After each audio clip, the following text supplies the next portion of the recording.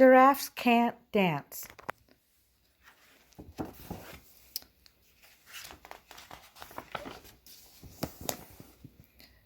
Giraffes Can't Dance was written by Giles Andreae and illustrated by Guy Parker Reese.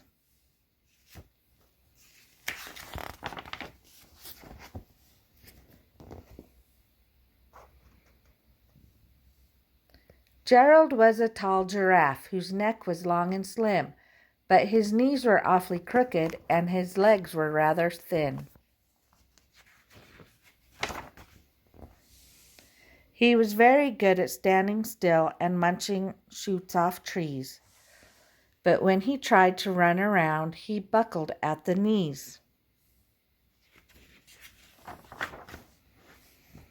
Now, every year in Africa, they hold the jungle dance, where every animal turns up to skip and prance.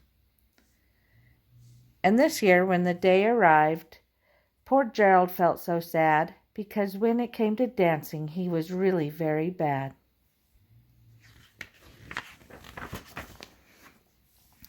The warthogs started waltzing, and rhinos rocked and rolled. The lions danced a tango that was elegant and bold.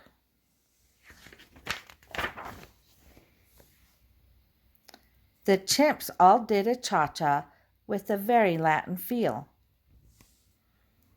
And 8 baboons then teamed up for a splendid Scottish reel.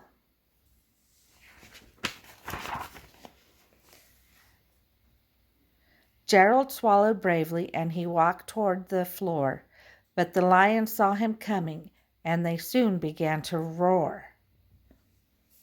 "Hey, look at clumsy Gerald," the animals all sneered. "Giraffes can't dance, you silly fool. Oh, Gerald, you're so weird."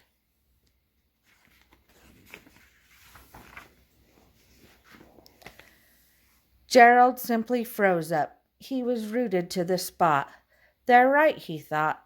"I'm useless. Oh, I feel like such a clot."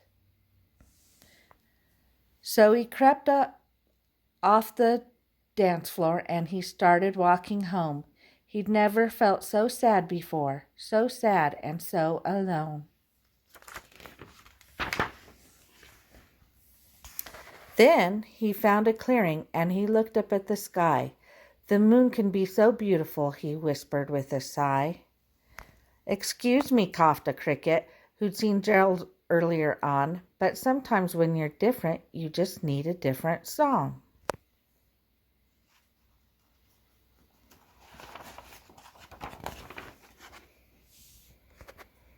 Listen to the swaying grass and listen to the trees. To me, the sweetest music is the branches in the breeze.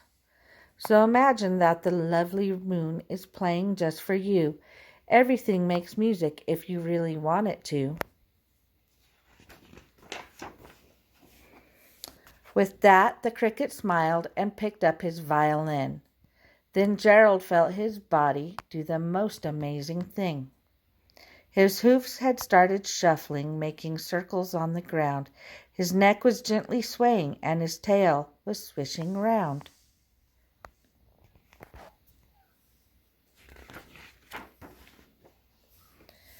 He threw his arms out sideways, and he swung them everywhere.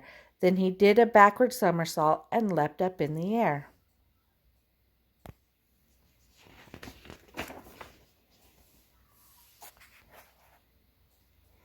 Gerald felt so wonderful, his mouth was open wide. "I am dancing, yes, I'm dancing. I am dancing," Gerald cried. Then one by one each animal who'd been there at the dance arrived while Gerald boogied on and watched him quite entranced. They shouted, "It's a miracle! We must be in a dream. Gerald's the best dancer that we've ever seen." "How did you learn to dance like that? Please, Gerald, tell us how." But Gerald simply twirled around and finished with a bow.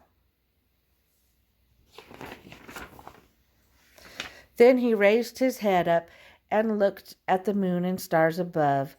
"We all can dance," he said. when we find music that we love. The end.